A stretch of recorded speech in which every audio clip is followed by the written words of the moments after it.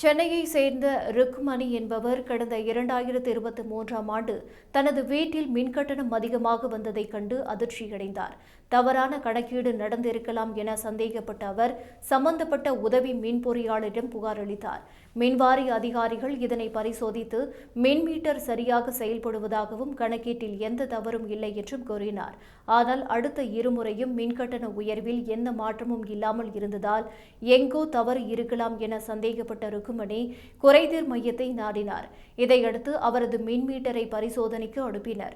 ஆனால் மீட்டர் சரியாகவே செயல்படுவதாக சான்று அளிக்கப்பட்டது.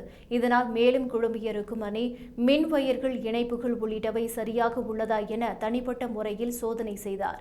எந்த கோளாறும் தெரியாததால் தமிழ்நாடு மின்சார ஒழுங்குமுறை ஆணையம் பரிந்துரைத்தபடி மீண்டும் மின் மீட்டரை கிண்டி ஆய்வகத்துக்கு பரிசோதனைக்கு அனுப்பினார். மூன்றாவது முறையாக மேற்கொண்ட ஆய்வில் உண்மையில் மின் மீட்டரில் கோளாறு இருப்பது உறுதியானது. இந்த ஆய்வு நடக்கும் வரை தவறான கணக்கீட்டின் காரணமாக ருக்மணி ஏற்கனவே 30,000 ரூபாய் செலுத்தியிருந்தார். புதிய மின் மீட்டர் பொருத்திய மின்வாரிய அதிகாரிகள் இதற்கான மின் கட்டணம் திரும்ப வழங்கப்படாது என நிலைப்பாடு எடுத்தனர்.